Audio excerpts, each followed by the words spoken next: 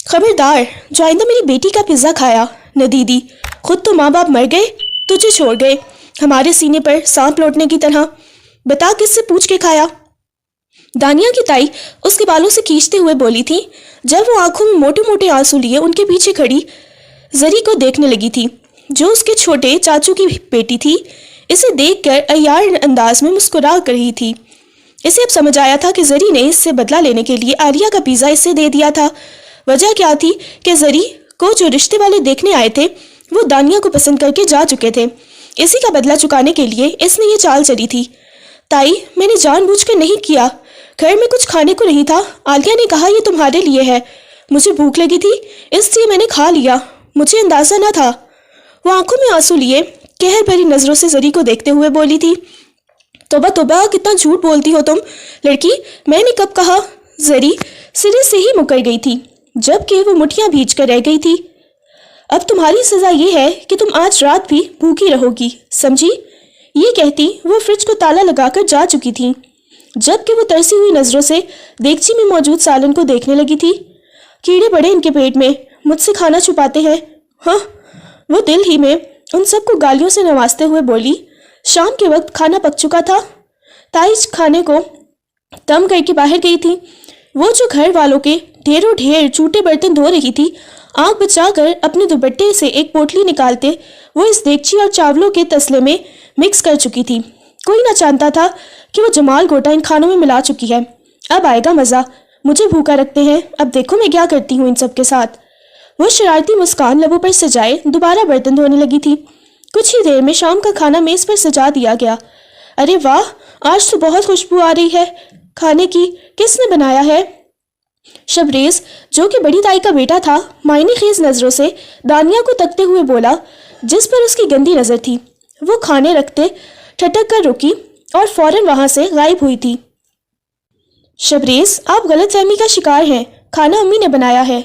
जरी, जो शबरेज को पसंद करती थी, फौरन नंबर बनाने को बोली कि तुम ऐसे रही हो जैसे तुमने बनाया हो। अयान, जो जरी का भाई था, उसकी टांग खींचते हुए बोला तो आलिया का तंजिया कह कहा उभरा था। चलो बातें बंद करो और खाना खाओ। ताया मेज पर बैठते हुए बोले, तुम भी आओ खाना खाओ दानिया। उसके चाचू इसे जमीन पर बैठते हुए देख के बोले, नहीं, ये नहीं खाएगी, इसने आलिया का पिज़्ज़ा चुरा कर खाया था, इसकी सज़ा ये है कि आज भूखी रहेगी। ताई की बात पर वो बज़ाहिर मासूमियत से सर झुका गई थी। सब खाना खाने लगे थे। अरे कोरमा तो पकड़ाओ, बहुत दिन बाद बना है। आलिया भी कोरमे से लुत्फानंदोज होते हुए बोली। जब अचानक फिजा, जो खाने में सबसे आगे थी, भर भर के नवाले मुंह में डाल रही थी, जब अचानक पेट पर हाथ रखकर कराही थी और यही दानिया के लबों पर मुस्कुराहट आई थी। आह मेरा पेट! वो दर्द भरी मुस्कान लबों पर सजाए बोली, क्या हुआ बेटा? ताई फौरन परेशान हुई, लेकिन वो जवाब देने की बजाय वहाँ मौजूद ना रही थी। फिर क्या था? बाकी सब भी फौरन भागे भागे वॉशरूम जाने लगे थे। एक वॉशरूम से चक्कर लगाकर आता तो दूसरा को आ जाता, दूसरा जाता तो तीसरा आ जाता। सबके ही पेट बुरी तरह खराब हो चुके थे और सब ही अपना पेट पकड़ कर कराह रहे थे। जब ये मंजर देखते हुए दानिया दिल ही दिल में हंस रही थी। और रखो मुझे भूखा, बदला भी ना लेती मैं अब तुम सब से। जरी, ऐसे कैसे बख्श देती मैं तुम्हें? मैं तुम्हारी ही वजह से तो हुआ है सब कुछ। वो जरी की तरफ देखते हुए दिल ही दिल में बोली थी, क्योंकि जरी ने ही तो इसे इस सब में फंसाया था और सबसे ज्यादा हालत भी जरी की ही खराब हुई थी। वो अच्छी तरह जानती थी कि कोरमा जरी को सबसे ज्यादा पसंद है, इसलिए इसने भर भर के कोरमे में ही जमाल गोटा मिलाया था। ये सब तेरी काली नजर की वजह से हुआ है मनहूस। इसकी ताई अम्मी इसकी जानिब देखते हुए फनकार के बोली थी, जब वो मुंह बनाकर रह गई थी। ताई, आप कह तो ऐसे रही हैं जैसे आपने मुझे भी खाने के लिए दिया था। जब आप लोग मुझे खाना ही नहीं देंगे तो फिर नजर ही लगेगी ना। वो भी तंग आकर आगे से बोली थी, जब उसकी ताई खून ख्वार निगाहों से इसे देखने लगी थी, मगर हालत ऐसी पतली थी कि वो इसको उठकर थक भी ना पाई थी। जब वो दिल महसूस कर रही थी और कराहने लगी थी, फिर कुछ ही देर बाद डॉक्टर आया था और इसने सबको दवाई दी थी और सब फिर आराम करने के लिए अपने अपने कमरे में चले गए थे, जबकि वो अपने स्टोर नुमा कमरे में आकर चरपाई पर ढेर हो गई थी। कहाँ चले गए आप मामा बाबा? मुझे छोड़कर आपको इतनी जल्दी नहीं जाना चाहिए था। आखिर मैं कब तक यहाँ रहूंगी? کاش کہ مجھے ماما کے گھر والوں کا پتہ ہوتا تو وہیں چلی جاتی، مگر شاید میری قسمت میں یہی سب ہونا لکھا ہے۔ وہ اپنے تکیے پر آنسو بہاتے ہوئے بولی تھی، اس بات سے انجان کہ اس کی دعا بہت جلد قبول ہونے والی ہے۔ اگلے روز عالیہ کا رشتہ دیکھنے والے لوگ آ رہے تھے، جبکہ اس کو تائی نے اندر ہی رہنے کی تاکید کی تھی۔ ایسے کہہ رہی ہیں جیسے میرے نہ آنے سے یہ ان لوگوں کو پسند کر جائیں گے۔ شکلیں نہیں دیکھی اپنی بیٹیوں کی؟ انہوں نے دانیہ نے دل ہی دل میں عالیہ کو گالیوں سے نوازتے ہوئے اس کے کپڑے پریس کر رہی تھی، خود جو اس کو اتنے پہننے کے لیے دیتی تھی اور خود نئے نئے ڈیزائنز کے ڈریس پہنا کرتی تھی۔ ابھی وہ کپڑے پریس کر ہی رہی تھی جب عالیہ دن دناتے ہوئے وہاں آئی تھی۔ یہ کیا کر رہی ہو کام چور؟ کب سے کپڑے استری کرنے لگی ہوئی ہو؟ تمہیں اور کوئی کام نہیں ہے؟ وہ ایک دم جھٹکے سے آگے آتی ہوئی استری اس کے ہاتھ پر رکھ گئی تھی، جبکہ وہ درد سے بلبلاتی ہوئی عالیہ کو دھکا دے گئی تھی۔ اور اپنا ہاتھ دیکھا تھا جو جل کر سرخ ہو رہا تھا تو اس کی آنکھوں سے بے ساختہ آنسو بہہ نکلے تھے۔ یہ کیا کر رہی ہو تم عالیہ؟ اندھی ہو گئی ہو؟ ایک تو میں تمہارا کام کر رہی ہوں، اوپر سے تم مجھے ہی دکھ دینے پر تلی ہوئی ہو۔ وہ اپنے درد سے سرخ ہوتے ہاتھ پر پھونکے مارتے ہوئے بولی تھی، جبکہ عالیہ کو اس پر بالکل بھی رحم نہ آیا تھا۔ 2 منٹ کے اندر یہ کپڑے استری کر کے میرے کمرے میں رکھو، آئی سمجھ؟ وہ تنگ آ کر کہتی ہوئی واش روم میں نہانے کے لیے جا چکی تھی، جبکہ وہ اپنے سرخ ہوتے جلے ہوئے ہاتھ سے بمشکل کپڑے پریس کر کے کمرے میں سجا گئی تھی۔ ڈریسنگ پر نگاہ گئی تو وہاں اس نے میک اپ کی چیزیں نکال کے رکھی ہوئی تھی جو وہ آج تیار ہوتے ہوئے کرنے لگی تھی۔ اس نے اس کی ریڈ لپسٹک گلوز کو دیکھا جو دماغ میں نہایت خطرناک خیال آیا تھا۔ محترمہ مجھے جلا کے گئی ہیں نا؟ اب دیکھو میں تمہاری ایسی ایسی جگہ پر مرچیں لگاؤں گی کہ اف اف کرتی نہیں تھکو گی۔ وہ معنی خیز مسکرائی اور فوراً نظر بچا کر کچن سے لال مرچ لے آئی تھی۔ جلدی سے اس کا لپ گلوز کھولتے ہی اس کے اندر بھر بھر کر لال مرچیں ڈالتے اسے اچھی طرح مکس کر کے رکھ گئی تھی اور چھپتے چھپاتے وہاں سے نکل گئی تھی۔ عالیہ جو ہی کپڑے بدل کر میک اپ کرنے کے لیے آئی تو ریڈ لپ گلوز کو لگاتے ہی اسے اپنے ہونٹوں پر ہلکی سی جلن کا احساس ہوا۔ ارے یہ تو میں نے نیا لے کر آئی ہوں، کیا یہ ایکسپائر ہے جو ہلکی ہلکی جلن ہو رہی ہے؟ وہ منہ بناتے ہوئے بولی، مگر وہ لپ گلوز اس کے سوٹ کے ساتھ خوب جچ رہا تھا، اس لیے اس نے وہ اتارا نہیں تھا اور فوراً سے باہر آ گئی تھی۔ مہمانوں کے سامنے وقت گزرنے کے ساتھ ساتھ اس کے ہونٹوں پر جلن بڑھتی جا رہی تھی اور اس کی آنکھوں میں نمی آ رہی تھی۔ ارے کیا آپ کی لڑکی نے بوٹاکس کرایا ہے؟ لڑکی کی ماں اس کو حیرت سے دیکھ کر بولی تھی، جبکہ عالیہ کی ماں نفی میں سر ہلا کر رہ گئی تھی۔ نہیں نہیں ایسی تو کوئی بات نہیں ہے بہن، وہ ان کی جانب دیکھتے ہوئے بولی تھی، جبکہ عالیہ کے ہونٹوں پر نگاہ جاتے ہی وہ بھی حیرت سے دنگ ہو کر اسے اچنبے سے دیکھنے لگی تھی اور دل ہی دل میں اسے گالیوں سے نوازنے لگی تھی کہ کیا کر لیا تھا اس لڑکی نے اپنے ہونٹوں کو جو اتنا سوج گئے تھے۔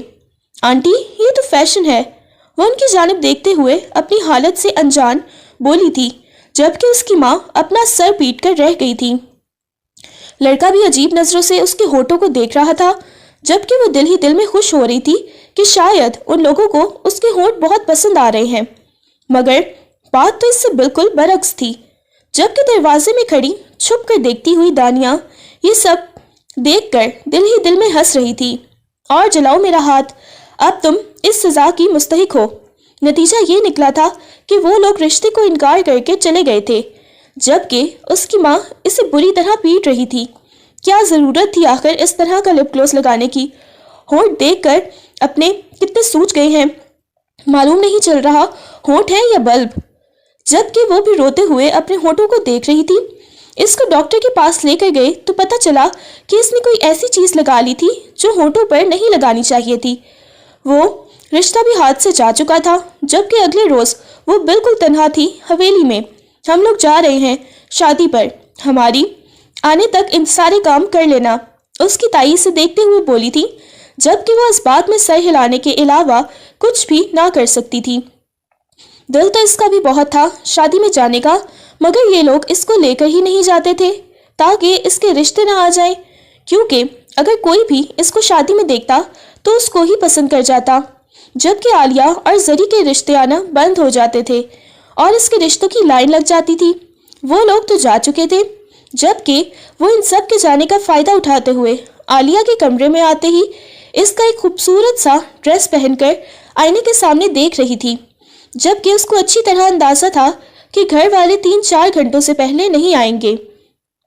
वो प्यारा सा तैयार होके पूरे घर में घूम रही थी, जबकि वो इस सब में ये महसूस ना कर पाई थी कि कोई इस वक्त दबे पांव वापस लौट आया है। वाह, कितना खूबसूरत ड्रेस है ये आलिया का। कानों कान खबर नहीं होने देती। वो रेड ड्रेस में घूम घूम के देख रही थी, जब झटके से किसी ने उसकी कमर को जैसे दबोच कर हाथों में भर लिया था कि वो एकदम हवास बाख्ता हो चुकी थी। कौन है? वो डरे सहमे लहजे में बोली थी, जब शबरेज पर निगाह पड़ते इसकी हालत काटो तो बतन से लहू में बहने वाली हो गई थी। शबरेज भाई, आप यहाँ? वो खौफ से हकलाते हुए बोली थी। अरे मेरी जान, तुम डर क्यों गई हो? मैं ही हूँ, अम्मी तो नहीं, जो मुझे देखकर तुम्हारी जान लबों पर आ गई है। वो इसकी जानिब देखते हुए बोला था और इसे किस कर अपने करीब कर गया था। ये क्या कर रहे हैं आप भाई? छोड़े मुझे, ये सब आप ठीक नहीं कर रहे। मैं चीख कर सबको इकट्ठा कर लूँगी। वो खौफ से सफ़ेद पड़ते इसे धमाके हुए बोलती हुई थी। वो धमकी सुनते ही शबरेज के चेहरे पर जो मुस्कुराहट उभरी थी वो लम्हे भर को सिमट सी गई थी, मगर अगले ही लम्हे इसकी आंखों में एक अजीब सी चमक उभरी थी। अच्छा, चीखोगी? चलो चीखो, अपनी दिली ख्वाहिश पूरी कर लो। वो तंजिया हंसता हुआ बोला, ये पूरा घर खाली है, सब लोग शादी पर गए हैं और तुम समझती हो कोई तुम्हारी आवाज़ सुनकर तुम्हें बचाने आएगा? उसकी बात पर दानिया के हाथ पांव ठंडे पड़ चुके थे। दिल जोर जोर से धड़क रहा था, जैसे सीना चीर कर बाहर आ जाएगा। इसने पूरी ताकत से खुद को उसकी गिरफ्त से छुड़ाने की कोशिश की, मगर शबरेज का हाथ जैसे उसके जिस्म की गहराइयों को नाप लेना चाहता था। छोड़ी मुझे, उसकी आवाज़ रंध गई थी, आंसुओं से चेहरा तरबतर हो चुका था। आप मेरे भाई जैसे हैं, खुदा का खौफ करें, मुझे मेरी ही नज़रों में मत गिनाएं। वो धाड़े मार मार कर रोते हुए फरियाद करते लहजे में बोली थी। भाई सीरियसली? वो इसकी कम अकल बात पर हंसा था, मगर दरिंदगी इसके चेहरे से साफ टपक रही थी। मैं कब से तुम्हारा सगा भाई हो गया क्या? तानिया, तुम्हें तो सब पता है, हम सिर्फ कजन्स हैं। कजन्स कभी सगे बहन भाई नहीं होते।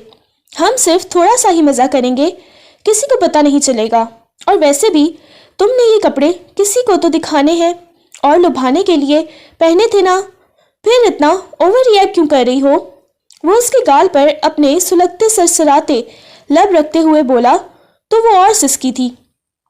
उसके अल्फाज तीर की तरह दानिया के दिल में पेवस्त होते चले गए थे। आंखों में आंसू आ गए थे, मगर इसने खुद को टूटने नहीं दिया। इसे अच्छी तरह मालूम था कि अब इसे ही खुद को बचाना था। मैंने ये कपड़े अपने लिए पहने थे, आपके लिए नहीं, जो आप मुझे घटिया इंसान मुझे छू रहे हैं। मैं बिकाऊ माल नहीं हूँ, वो पूरी जुर्रत जमा करके धार कर बोली थी। और आपको कोई हक नहीं कि मुझे हाथ लगाएं। आपकी भी बहनें हैं, कम से कम उनका ही सोच लें। शबरेज ने एक लम्हे को इसे गौर से देखा, जैसे इसकी बात को समझ रहा हो, मगर फिर सर झटक कर इस पर गिरफ्त मजीद सख्त की थी। हक? वो दांत पीसते हुए बोला, इस घर में तुम्हारा कौन सा हक है? तुम एक यतीम लड़की हो जो दूसरों के रहमो करम पे पल रही है। तुम्हारी बात का यकीन कोई करेगा भी क्यों? मैं तुम्हारे साथ जितनी मर्जी ज्यादती करूं, कोई कुछ नहीं कहेगा, आजमा कर देख लेना। वो आंख विंग करता हुआ बोला था, जब अचानक से इसने अपने घुटनों से पूरी ताकत के साथ शबरेज की टांग पर वार किया था, जो तवक्का के बिल्कुल बरक्स था। आह! शबरेज के मुंह से कराह निकली थी और एक लम्हा को दानिया पर इसकी गिरफ्त ढीली पड़ी थी। बस यही लम्हा था जब दानिया ने खुद को झटके से आज़ाद किया और पूरी कुव्वत से दरवाजे की तरफ दौड़ी, मगर शबरेज ने फौरन होश संभालते हुए इसका दुपट्टा पकड़ लिया और झटके से खींचा था। दुपट्टा इसके हाथ में ही रह गया, मगर दानिया आगे लड़खड़ाती हुई गिरने से बाल बाल बची थी। भागोगी? कहाँ? आना तो मेरे पास ही है। वो गुस्से और तमस्खर से इसके पीछे ही आता हुआ बोला था। वो इसकी बात सुनी अनसुनी करती नंगे पांव भागती हुई किचन में दाखिल हुई थी। सांस बुरी तरह फूल चुका था ہاتھ کانپ رہے تھے، مگر اس نے پلٹ کر پیچھے نہ دیکھا۔ شبریز بھی اس کے پیچھے ہی تھا۔ دانیہ، میرے پاس خود ہی آ جاؤ ورنہ اچھا نہیں ہوگا۔ کچن کے کاؤنٹر پر پڑی ہوئی ایک کانچ کی پلیٹ اس کی نظر میں آئی تھی، جو اس نے جھپٹ کر پلیٹ اٹھائی اور پوری طاقت سے اندر داخل ہوتے ہوئے شبریز کی طرف اچھالی تھی، جو اس کے کندھے سے ٹکرا کر نیچے گر کر چکنا چور ہوئی تھی۔ کیا تم پاگل ہو گئی ہو؟ وہ غصے سے چیخا۔ ہاں، ہو گئی ہوں پاگل، کیا کر لیں گے آپ؟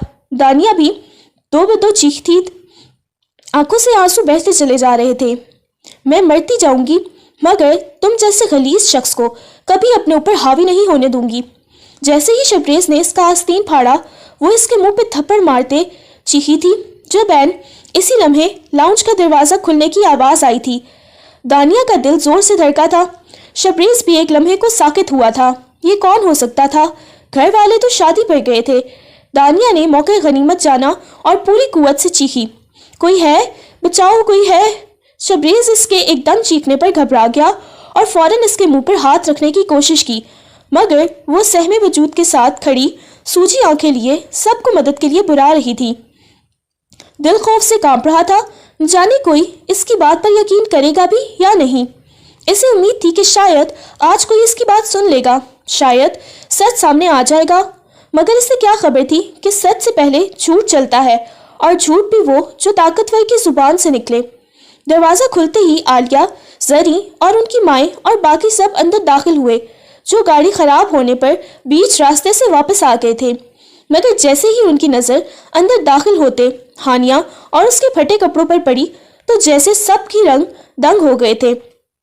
ارے ارے، یہ کیا حال بنا رکھا ہے تم نے اپنا؟ عالیہ نے تیکھی نظروں سے اسے اوپر سے نیچے تک دیکھا۔ اور یہ کپڑے، یہ میرے کپڑے تم نے کیوں پہن رکھے ہیں؟ اور کس کی اجازت سے پہنے ہیں؟ بولو، یہ کیا حال کیا تم نے میری نئی ڈریس کا؟ دانیہ کو حیرانگی کا ایک جھٹکا سا لگا۔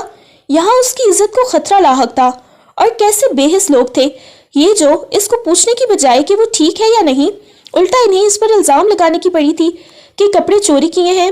میں نے چوری نہیں کیے، میں بس، وہ ہکلاتے ہوئے اپنی صفائی دینا چاہتی تھی۔ بس کیا؟ زری نے طنزیہ ہنسی ہنستے ہوئے اس کی بات کاٹی۔ اپنی حیثیت بھول گئی ہو کیا؟ اب عالیہ کے کپڑوں پر بھی نظر ہے تمہاری؟ پہلے تو کھانا چراتی تھی، اب چورنی کپڑے بھی چرانے لگی۔ ہاں، وہ تو در بدر الزامات سنتے صدمے میں گھری تھی۔ جب اسے خاموش دیکھ کر اسی لمحے شبریز آگے بڑھتے چہرے پہ مظلومیت اوڑھے بولا، امی میں کچھ کہنا چاہتا ہوں۔ اس کی بات پر سب کی نظریں اس پر جم گئی تھیں۔ یہ لڑکی، اس نے انگلی دانیہ کی طرف اٹھائی، عالیہ کے کمرے میں گئی، کپڑے چرائے اور پھر مجھے لبھانے کی کوشش کی ہے اس نے۔ میں نے منع کیا تو یہ چیخنے چلانے لگی تاکہ الزام مجھ پر ڈال سکے۔ اس کے اتنے گھٹیا الزام پر دانیہ کی سانس سوکھ گئی تھی۔ یہ جھوٹ ہے، الزام ہے مجھ پر، میں نے ایسا کچھ نہیں کیا، وہ چیخی، آنسو رخساروں پر روا دوا تھے۔ میں نے کسی کو نہیں لبھایا، یہ سب جھوٹ۔ وہ پھٹتے دل سے اپنے کردار کی گواہی میں چلائی تھی۔ چپ! شبریز کی ماں نے تیز لہجے میں کہا، تمہاری ہمت کیسے ہوئی میرے بیٹے پر الزام لگانے کی؟ کل منہ ہی کہی کی۔ وہ اس کے بال نوچتے چلائیں۔ عالیہ نے منہ بناتے آنکھوں پر حقارت لیے دیکھا تھا۔ امی دیکھا آپ نے، پہلے میرے کپڑے چوری کیے، اب ڈرامہ کر رہی ہے بھائی پر الزام لگانے کا۔ ایسی لڑکیوں کو گھر میں رہنے کا انجام یہی ہوتا ہے، نکالے اسے۔ ہاں، زری نے بھی کہا لگاتے کہا۔ ہاں، اور میڈم کہتی ہے مظلوم ہوں۔ واہ بھائی واہ، کمال کی ایکٹر ہے یہ۔ اس کی کاٹ دار لہجے پر دانیہ نے کانپتے ہاتھوں سے اپنے کپڑے، اس وقت اس سے سخت نفرت ہو رہی تھی اپنے کردار کی صفائی دینے سے، مگر وہ بھی کیا کرتی؟ اس کے حق میں بولنے والا جو یہاں کوئی نہ تھا۔ تھامے، اللہ کی قسم میں نے کچھ نہیں کیا، شبریز خود آیا تھا میرے قریب اور اس نے میرے کپڑے پھاڑے ہیں۔ وہ بے بسی سے اس کی طرف دیکھنے لگی۔ تم جانتے ہو سچ کیا ہے؟ کیوں گناہ کے مرتکب ہو رہے ہو؟ اس کی بات پر شبریز نے نظریں چرا لی تھی۔ امی میں کیوں جھوٹ بولوں گا؟ وہ ٹھٹائی سے بولا، یہ تو شروع سے ہی جھوٹی ہے۔ اس کو مسلسل جھوٹ بولتے دیکھ دانیہ کو تاؤ آیا تھا۔ اس نے آگے بڑھ کر کس کر شبریز کے منہ پر ایک نہیں 2-3 تھپڑ جھاڑ ڈالے تھے۔ जबकि वो बेयकीनी से मुंह खोले इसे देखने लगा था। शिश्तर तो इसकी ताई भी रह गई थी, वो भी गुस्से से इस पर झपट पड़ी थी, मगर इससे पहले कि वो इसको थप्पड़ से नवाजती, किसी ने दरमियान में ही उनका हाथ रोक लिया था, जिन्होंने झटके से इन्हें पीछे तक धकेला था कि वो नीचे गिर पड़ी थी और चिल्लाने लगी थी किसी गैर मर्द को बीच में आते देखकर, जबकि वो हैरत से दंग खड़ी सामने मेहरबान हस्ती को देख रही थी, जिसने आज लोगों के तंज भरे नश्तरों से और धंग कर तुलाई होने से इसे बचा लिया था। वो इस शख्स को नहीं पहचानती थी, मगर जैसे ही वो इसकी तरफ पलटे वो हैरत ज़दा रह गई थी। अपनी माँ के पास इसने उनकी तस्वीर देखी थी। वो शख्स कोई और नहीं बल्कि उसका सगा नाना था। नाना जान। उसके मुंह से हैरत से ये लफ्ज़ सरसराते हुए निकले थे जब उन्होंने बेइख्तियार तड़प कर इसे थामा था और अपने सीने से लगाया था। कहाँ थी तुम मेरी बच्ची? मैंने तुम्हें कितना ढूंढा और तुम्हें ढूंढते ढूंढते इतनी देर लग गई। कैसी हो तुम? ठीक हो? वो इसको प्यार से अपने सीने में भींचते हुए बोले थे, जबकि वो रोते हुए उसके गले लग गई। जबकि इसकी बिखरी हालत देखकर उन्होंने फटाफट अपने कंधों से चादर उतारते इसके गिर्द उड़ाई थी। किसने की मेरी बेटी की ये हालत? इसकी इस कदर बुरी हालत देखते हुए वो धाड़ कर खाने वाली लहजे में बोले थे, जबकि इसने कपकपाती हुई उंगली शबरेज की तरफ कर दी तो वो चील कर की तरह इस पर फटने लगे थे। इस उम्र में भी उनमें खासी ताकत थी कि उन्होंने शबरेज को धंग कर रख दिया था, जबकि उसकी ताई और चाची चीखती और चिल्लाती रह गई थी। इस वक्त घर में मर्द हजरात नहीं थे, इसलिए शबरेज को और कोई बचा नहीं पाया था। इसका मुंह लहूलुहान हो चुका था। जैसे ही इसने कुछ करना चाहा तो उन्होंने अपने गार्ड्स को इशारा किया था, जो इसे रोई के गाले की तरह धन कर रहे थे। छोड़ दो मेरे बच्चे को, अल्लाह का वास्ता है, छोड़ दो। क्या जान लोगे इसकी? कुछ तो रहम करो। ताई उनके करीब आते उनके पाँव में बैठ गई थी।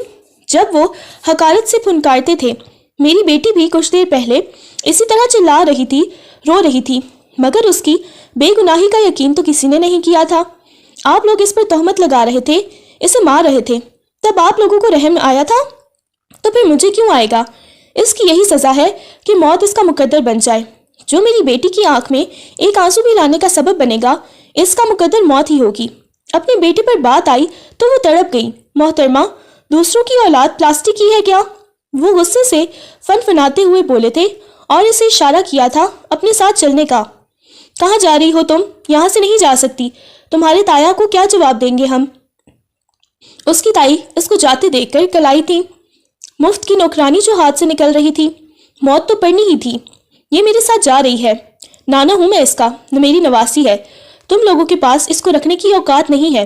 अगर तुम्हारे शौहर ने मेरे दर पर आकर शक्ल दिखाने की कोशिश भी की तो जिंदा ज़मीन में गाड़ दूंगा। जो मेरी नवासी को ढंग से पाल तक नहीं रख सकता था। ये कहते हुए वो इसे लेकर बाहर निकलते चले गए थे और जाते जाते इशारा करना ना भूले थे अपने गार्ड्स को कि इसको हवालात में बंद करवा दें। पीछे वो लोग रोते रह गए थे कि शबरेज को छोड़ दें, मगर इन पर कोई असर ना हुआ था। जबकि वो गाड़ी में इसे प्यार भरी नज़रों से देखते अपने सीने से लिपटाए बैठे थे। नाना जान, आपने आने में इतनी देर क्यों कर दी? आप जानते हैं मामा बाबा के जाने के बाद मेरे साथ क्या सलूक किया इन लोगों ने? मुझे 2 वक्त की रोटी तक नहीं देते थे, मुझे खाना भी चुरा कर खाना पड़ता था। ये कहते वो बिलक बिलक कर रो रही थी, जबकि उसके आंसू उनके दिल पर गिरते उनके दिल को जख्मी कर रहे थे। तुम फिक्र मत करो मेरी बेटी, मैं आ गया हूँ ना। अब हम जा रहे हैं शाहों की हवेली। वहाँ जाकर देखना तुम्हें सब कितना प्यार से पलकों पर बिठा कर रखेंगे। सब तो तुम्हारे आने के दिन गिन रहे हैं। अब जब सबको पता चलेगा कि तुम आ रही हो तो वो बहुत खुश होंगे। यकीनन वो उसकी जानिब देखते हुए बोले थे, जबकि वो भी खुशी से मुस्कुराने लगी थी। जैसे ही वो बहरोज साहब के साथ हवेली के अंदर दाखिल हुई तो सारे जो रात का खाना खाने लगे थे इन्हें किसी लड़की के साथ आते देखकर ठटक कर रुके थे। अब्बा जान, कौन है ये लड़की? उनके दोनों बेटे आगे आते हुए बोले थे। जब वो मुस्कुराते हुए बोले, अरे ये अपनी शमा की बेटी है। वो उनकी जानिब धमाका करते हुए बोले थे। जब वो सब बेयकीन हो गए और आगे बढ़ते हुए खुशी से उसको गले से लगाया था, मगर उसका चेहरा देखकर वो शशदर रह गए थे। लेकिन इसका ये हाल किसने किया अब्बा जान? ان میں سے بڑے ماموں حیرت زدہ ان کی جانب دیکھتے ہوئے بولے تھے، اس کے ددیال والوں نے بہت بے رحمانہ سلوک کیا اس کے ساتھ، ابھی ایک لڑکی کو حوالات میں بند کروا کر آیا ہوں، سڑتا رہے گا، وہاں بخشوں گا تو میں بھی باقی نہیں، سب کو بھی نہیں۔ وہ دانت بھینچتے ہوئے بولے تھے، بس نہیں چل رہا تھا کہ شبریز کا اپنے ہاتھوں سے قیمہ بناتے، ویسے بنا تو وہ چکے ہی تھے، انہوں نے اس کو لڑکیوں کے حوالے کر دیا تھا، جبکہ اس کی کزنز جو خود بھی شوق مزاج تھی اس لیے کہ فوراً سے اندر کی جانب بڑھ گئی تھی۔ نام کیا ہے تمہارا؟ سب سے بڑی کزن نازلی نے اس کی جانب دیکھتے ہوئے اشتیاق بھری نظروں سے پوچھا تھا، کیونکہ انہیں یہ پیاری سی کزن بہت پسند آئی تھی جس کی ہیزل گرین آنکھیں تھیں۔ ان کے خاندان میں کلرڈ آئیز کسی کی بھی نہیں تھی سوائے اس لڑکی کی۔ دانیہ، اس نے مسکرانے کی کوشش کرتے ہوئے کہا تھا، ارے یار تمہاری آنکھیں تو کتنی پیاری ہیں، کوئی بھی لڑکا تم پر کتنی آسانی سے فدا ہو جاتا ہوگا نا، سچی بتاؤ۔ اس کے دوسرے ماموں کی بیٹی رحیمہ نے اس کی جانب دیکھتے ہوئے کہا تھا جب وہ کہکے لگا کر رہ گئی تھی، یار تمہاری تو ہنسی بھی کتنی پیاری ہے۔ اس کی بہن نے بھی اس کی طرف اشتیاق بھری نظروں سے دیکھتے ہوئے کہا تھا، جس پر وہ بے اختیار ہنسنے لگی تھی۔ تم سب بھی بہت پیاری ہو، اس نے بڑے دل کے ساتھ کہا تھا، لیکن تمہارا یہ حال کس نے کیا؟ اگر وہ لڑکا میرے ہاتھ میں ہوتا تو یقیناً اس کی میں ٹکا بوٹی کر ڈالتی۔ نہال، جو دوسرے ماموں کی سب سے چھوٹی بیٹی تھی، ناک پھلاتے ہوئے بولی تھی، جبکہ اس کی بات پر اسے جی بھر کر پیار آیا اور ہنسی بھی آئی۔ دل تو میرا بھی یہی چاہ رہا تھا، 2-3 تھپڑ تو میں نے بھی اسے جھاڑ دیے تھے، مگر میں اکیلی لڑکی کب تک اس کا مقابلہ کرتی؟ وہ دل محسوس کر رہ گئی تھی، مگر کوئی نہ، تم یہاں آ گئی ہو نا تو ہم سب تمہارا بہت خیال رکھیں گے تاکہ تم سرخ گلاب کی طرح بھرپور کھل جاؤ۔ نازلی اسے پیار سے پچکارتے ہوئے بولی اور ایک نیا ڈریس لا کر دیا تھا پہننے کے لیے۔ کچھ دیر میں وہ براؤن ڈریس پہنے کوئی پٹھانی لڑکی ہی تو لگ رہی تھی، جبکہ سبھی اسے واری جانے والی نظروں سے دیکھنے لگی تھی۔ تم سب کو بھی وہی لگ رہا ہے جو مجھے لگ رہا ہے، نازلی اپنی کزن کو دیکھتے ہوئے بولی تھی، جبکہ وہ بھی آنکھوں ہی آنکھوں میں شریر انداز سے مسکراتے ہوئے اسے دیکھنے لگی تھی۔ تم سب مجھے ایسے کیوں دیکھ رہی ہو؟ دانیہ کی جانب دیکھتے ہوئے مشکوک لہجے میں بولی تھی، جب وہ کھلکھلا کر ہنسی تھی۔ نہیں، کچھ نہیں، بس ہمیں یہ لگ رہا ہے کہ تمہاری بات بہت جلد پکی ہونے والی ہے۔ وہ اس کی جانب دیکھتے ہوئے اس کے سر پر دھماکہ کرتے ہوئے بولی تھی، کیا مطلب؟ ابھی تو میں آئی ہوں اور ابھی سے نانا جان مجھے یہاں سے بھیج دیں گے؟ وہ دکھی ہوتے ہوئے بولی تھی جب نازنی آگے بڑھ کر نفی میں سر ہلا گئی تھی۔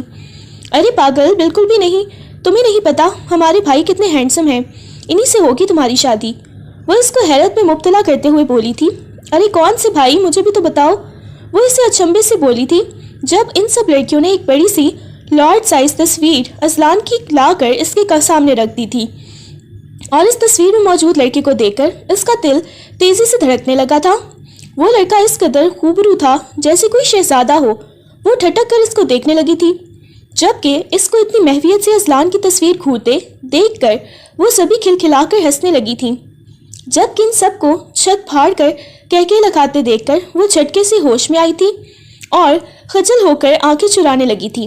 اب سمجھ گئی نا بھولی لڑکی، تمہیں کہیں جانے کی ضرورت نہیں پڑے گی، تم ہمارے ساتھ ہمیشہ اسی گھر میں رہو گی، اسی بات کی تو خوشی ہے ہمیں۔ وہ اسے پیار سے اپنے ساتھ لپٹاتے ہوئے بولی، اور نہیں تو کیا۔ سارے یہ کہتے کھلکھلا کر ہنس دی تھی، جبکہ تھوڑی دیر بعد انہوں نے اس کو اذلان کے چھوٹے بھائی ارسلان اور چھوٹے ماموں کے 2 بیٹوں احد اور فہد کے بارے میں بتایا تھا۔ وہ الگ بات تھی کہ یہ لڑکے اس وقت حویلی میں موجود نہ تھے، مگر وہ سب جانتی تھی کہ کچھ ہی دیر میں وہ لوگ آنے لگے ہیں۔ چلو اب نیچے چلتے ہیں، سارے ہمارا ویٹ کر رہے ہوں گے کھانے پر۔ وہ یہ کہتے ہوئے اس کا ہاتھ پکڑتے ہوئے اسے نیچے لے جا چکی تھی۔ تب تک انہوں نے جا کر دیکھا تو سب لڑکے ابھی ابھی داخل ہوئے تھے حویلی میں اور سب سے مل کر اپنی اپنی کرسی پر براجمان ہوئے تھے۔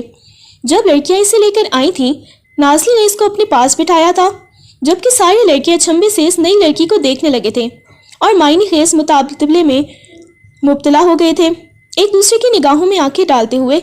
ایان نے فوراً بوائز کے گروپ میں میسج کھڑکایا تھا، ارے یہ کون سی لڑکی ہے اور کب نازل ہوئی، ہمیں کیوں نہیں بتایا کسی نے؟ وہ سارے ایک دوسرے سے میسج پر بات کرنے لگے تھے جب نانا جان گلا کھنکار کر بولے تھے، آج میں بہت خوش ہوں، آج مجھے اپنی نواسی مل گئی جیسے کئی سالوں سے میں ڈھونڈ رہا تھا۔ میں اور ایک خوشی کی بات یہ بھی ہے کہ اس کی شادی آنے والے سوموار کو اذلان کے ساتھ کی جائے گی۔ وہ اذلان پر بھی دھماکہ کرتے ہوئے بولے جو شجدے سا ان کا چہرہ دیکھ رہا تھا۔ دادا جان گے آپ کیا کہہ رہے ہیں؟ وہ حیرت بھرے انداز میں بولا تھا، جبکہ وہ ایک دم ان کے رشتے کی بات کرنے پر نظریں چراتے ہوئے کھانا کھانے لگی تھی۔ اس کی بھرپور کوشش تھی کہ نظر اٹھا کر اذلان کو نہ دیکھے، کیونکہ اپنے چہرے پر تپش نظروں کا احساس اسے بخوبی ہو رہا تھا۔ وہی کہہ رہا ہوں جو تم سن رہے ہو، کیا تمہیں کوئی اعتراض ہے؟ وہ اس کی جانب دیکھتے ہوئے اکھڑے لہجے میں بولے تھے، جب وہ تیزی سے نفی میں سر ہلا گیا تھا۔ آپ کی خواہش کیا کہ میری بھلا کیا مجال، مجھے کوئی اعتراض نہیں ہے، وہ آرام دہ لہجے میں بولا تھا، جبکہ ذرا کی ذرا نظر اٹھا کر اس حسین لڑکی کو بھی دیکھا تھا جو رشتے کی بات پر ہی سرخ پڑنے لگی تھی جیسے آج اس کی شادی ہو۔ کھانے کے بعد وہ کمرے میں آ کر ٹہلنے لگا تھا۔ اسے اندازہ نہ تھا کہ اس کی شادی دادا جان اچانک پلان کر لیں گے۔ پتہ نہیں کیسی لڑکی ہے، کہاں سے آئی ہے، وہ دل ہی دل میں سوچتے ہوئے بولا تھا۔ ایک ہفتہ ہو چکا تھا اس کو آئے ہوئے، وہ اچھی طرح گھل مل گئی تھی۔ حویلی میں جلد ہی اس کی شادی کی تیاریاں شروع ہو چکی تھیں۔ یار یہ چائے تو لے کر جاؤ بھائی کے کمرے میں، نازلی آگے آتے ہوئے اس کو چائے تھماتے ہوئے بولی تھی جب وہ خوف سے اسے دیکھنے لگی تھی۔ ارے یار مروانا ہے کیا مجھے؟ ایسے ہی لے جاؤ، میں تمہارے اس ہلاکو خان بھائی کے پاس جاؤں تو وہ ایسے دیکھتے ہیں جیسے آنکھوں ہی آنکھوں میں مجھے نکل لیں گے۔ ابھی 2 دن ہے شادی میں، پلیز مجھ پر کچھ رحم کرو، وہ منہ بناتے ہوئے بیچارگی سے بولی تھی جب ساری کزنس نے اس کو کمرے میں دھکا دے کر ہی چھوڑا تھا۔ جیسے ہی وہ اندر گئی تو واش روم سے پانی گرنے کی آواز آ رہی تھی۔ یقیناً وہ نہا رہا تھا۔ وہ جلدی سے آگے آئی اور ٹیبل پر چائے رکھ کر جانا چاہا، مگر عین وقت پر اس کی چائے اس کے ڈاکومنٹس پر گر گئی تھی، جبکہ وہ سر تھامے اس کے ڈاکومنٹس کو دیکھنے لگی تھی جو بگڑتے چلے جا رہے تھے۔ اس نے فوراً سے ڈاکومنٹس اٹھاتے ہوئے چائے جھاڑنی چاہی، مگر وہ پوری طرح برباد ہو چکے تھے۔ وہ سر تھام کر رہ گئی تھی جب پیچھے ہی وہ تولیے میں باہر آیا تھا۔ یہ کیا کر رہی ہو تم؟ اس کی کرخت آواز نے وہ جھٹکے سے پلٹی تھی۔ وہ نہیں کرنا چاہتی تھی، مگر اپنے ڈاکومنٹس کا بیڑا غرق ہوتے دیکھ کر وہ اس کے سر پر پہنچا تھا۔ اس کو یہ خیال بھی نہ رہا تھا کہ وہ اس وقت صرف تولیے میں بند کر دیا منہ پہ۔ کون کرے گا تم سے شادی؟ ہاں بتاؤ مجھے، اتنی بڑی ہو گئی ہو مگر مزاج بالکل بچوں والا ہے۔ تمہاری وجہ سے میری اتنی امپورٹنٹ ڈیل کینسل ہو گئی، بتاؤ مجھے اب ہرجانہ کیسے بھرو گی؟ وہ اس کو جھٹکے سے قریب کرتے ہوئے اس کے چہرے پر سلگتی سانسیں چھوڑتے ہوئے بولا، اذلان پلیز مجھے چھوڑ دیں، آئندہ نہیں کروں گی۔ وہ چٹکتے ہوئے لہجے میں بولی تھی، آئندہ؟ مائی فوڈ، ادھر آؤ میرے پاس، گود میں بیٹھو میری، وہ سرخ انگارہ لہجے میں بولا تو وہ خوف سے تھر تھر کانپنے لگی تھی۔ وہ تو اس کی پتلی حالت ہوتے دیکھ کر بس اسے تنگ کرنا چاہ رہا تھا، اسے مزہ جو آ رہا تھا۔ کیا پاگل ہو گئی ہے آپ؟ میں نے آپ کی فرنگی گرل فرینڈ کو آپ کی گندی باتیں بتا دینی ہیں، وہ جو کل اپنی سیکریٹری سے بات کرتے دیکھ چکی تھی، اسی کے انداز سے بولی تھی۔ ابھی وہ بول ہی رہی تھی کہ وہ اس کے قریب ہوتے اس کے لبوں کو گھورنے لگا۔ میں بکری کی طرح منمنا کیوں رہی ہو؟ وہ اس کے ہکلانے پر چوٹ کرتا ہوا بولا تو وہ سرخ ہوئی۔ نانا جان آپ یہاں؟ وہ دروازے کی جانب دیکھتے آنکھیں بڑی کرتے ہوئے بولی تو وہ جھٹکے سے اسے چھوڑ گیا تھا۔ نانا جان وہ بغیر دروازے کی طرف دیکھے ہی بہانہ گڑنے لگا تھا۔ اب آپ بکرے کی طرح کیوں منمنا رہے ہیں؟ وہ شریر انداز میں دروازے میں کھڑی بھاگنے کی تیاری کرتے اسے چڑھاتی ہوئی بولی، تو تم مجھے چڑھا رہی تھی؟ ایک بار میرے ہاتھ آ جاؤ ذرا پھر بتاتا ہوں۔ وہ منہ پر ہاتھ پھیرتے ہوئے بولا تو وہ اسے زبان دکھاتی رفو چکر ہوئی تھی۔ اللہ اللہ کر کے رخصتی کا دن بھی آ چکا تھا۔ نکاح قبول ہوتے ہی جب سب اسے مبارکباد دینے لگے تھے، مبارکبادوں کی گونج ابھی پوری طرح تھمی بھی نہ تھی کہ اچانک دروازے پر شور اٹھا تھا۔ سب کی نظریں ایک ساتھ ادھر اٹھی تو شبریز غصے اور بوکھلاہٹ کے عالم میں اندر داخل ہو چکا تھا۔ اس کے پیچھے اس کی ماں اور چچی بھی تھیں جن کے چہرے پر نفرت اور انتقام کے آثار تھے۔ اذلان اس لڑکی کو فوراً چھوڑ دو، یہ بد کردار لڑکی ہے، تمہارے لائق نہیں ہے، اس نے میرے ساتھ، شبریز نے ہجوم کو چھیڑتے ہوئے اذلان کے قریب آتے ہوئے بلند آواز میں کہا، مگر اس سے پہلے کہ وہ جملہ پورا کرتا اذلان نے ہاتھ کے اشارے سے اس کی آواز بند کی تھی۔ ہال میں ایک عجیب سی خاموشی چھا گئی۔ دانیہ کے قدم جیسے زمین میں گڑ گئے تھے۔ اس الزام پر اس کی آنکھوں میں پل بھر میں وہی پرانا خوف لوٹ آیا تھا جہاں اس پر بدکرداری کا الزام لگایا گیا تھا، اس کو تہمت سے جڑ دیا گیا تھا۔ مگر عین اسی وقت اذلان آہستہ سے دانیہ کے آگے آیا اور اس کی ڈھال بن گیا تھا۔ سب سے پہلی بات، ابے تو ہے کون جو تیری بات مانوں گا؟ اور دوسری بات، خبردار جو میری بیوی کے کردار پر انگلی اٹھائی، اس نے سب کے سامنے شبریز کے چہرے پر مکہ مارتے ہوئے پھنکارتے ہوئے لہجے میں کہا، میں کانوں کا کچا نہیں ہوں کہ اپنی بیوی پر لگا کر کوئی الزام بھی مان لوں۔ میں بغیرت نہیں، مجھے اپنی بیوی پر آنکھ بند کر کے یقین ہے کہ اس کا کردار شفاف سفید چادر کی مانند ہے جس پر تم جیسا بد نیت شخص کیچڑ اچھالنا چاہتا ہے، مگر افسوس تم اب اس قابل نہیں بچو گے۔ اس کے شبریز کو منہ توڑ جواب دینے پر دانیہ کی آنکھیں بھر آئی تھیں، آنسو خاموشی سے پلکوں پر ٹہر گئے تھے۔ اسے اپنی پسند پر فخر محسوس ہوا تھا۔ یہ سب جھوٹ ہے، میرا بیٹا سچ کہہ رہا ہے، یہ ہے ہی ڈائن، ایسی کسی کا بھی گھر اجاڑ دے۔ شبریز کی ماں زہریلی ناگن بن کر پھنکارتی تھی، مگر اذلان نے ہاتھ اٹھا کر انہیں بھی روک دیا۔ معاف کیجیے گا آنٹی، مگر آپ کی تو صحت دیکھ کر ہی اندازہ ہو چکا ہے کہ میری بیوی کو بھوکا رکھ کر آپ اس کے حصے کا کتنا کھانا کھاتی آئی ہیں، اس لیے آپ کو تو چپ ہی رہنا چاہیے۔ ایک ہی جملے میں اس کی تائی اور چاچی کے موٹاپے پر طنز کرتے انہیں اگلے پچھلی سب باتوں کے بدلے میں لتاڑ کر رکھ دیا گیا تھا، سب مہمانوں کے سامنے کہ دانیہ کا کہکہا بھی بے ساختہ تھا۔ اسی لمحے نانا جان نے آگے بڑھ کر ایک اشارہ کیا تو گارڈز کے ساتھ پولیس کے افسران ہال میں داخل ہوئے تھے۔ یہی لوگ ہیں جنہوں نے میری بیوی پر جھوٹے الزام لگائے، اسے ہراساں کیا اور آج یہی ہنگامہ کرنے آئے ہیں۔ میں قانونی کارروائی چاہتا ہوں انسپکٹر صاحب، انہیں لمبا اندر کریں اور ان آنٹیوں سے بھی اچھی طرح چکی پسوائیے گا۔ اس کی بات پر شبریز کے چہرے سے رنگ اڑ گیا تھا، آج ہی تو وہ حوالات سے باہر آیا تھا۔ اس کی ماں اور چچی کے قدم ڈگمگانے لگے تھے، ان کے الفاظ جو کچھ دیر پہلے زہر بن کر برس رہے تھے اب حلق میں اٹک گئے تھے۔ حوالات کا سن کر ان سب کی ہوا ٹائٹ ہو گئی تھی۔ پولیس نے آگے بڑھ کر شبریز اور اس کی ماں کو حراست میں لیا تھا، جبکہ چاچی کی بھی خوب چیخی چلائی تھی، ان کی چیخیں ہال میں گونجنے لگی تھیں، مگر ان سب پر کوئی اثر نہیں ہوا تھا۔ دانیہ کی آنکھوں میں شکر اور سکون ایک ساتھ امڑ آئے تھے۔ اذلان نے بغیر دیکھے اس کے ہاتھ پر اپنا ہاتھ رکھا، پھر دھوم دھڑکے سے رخصتی ہوئی تھی اور اسے لا کر اذلان کے کمرے میں بٹھا دیا گیا۔ ارے تم انتظار کر رہی ہو، وہ بھی میرا؟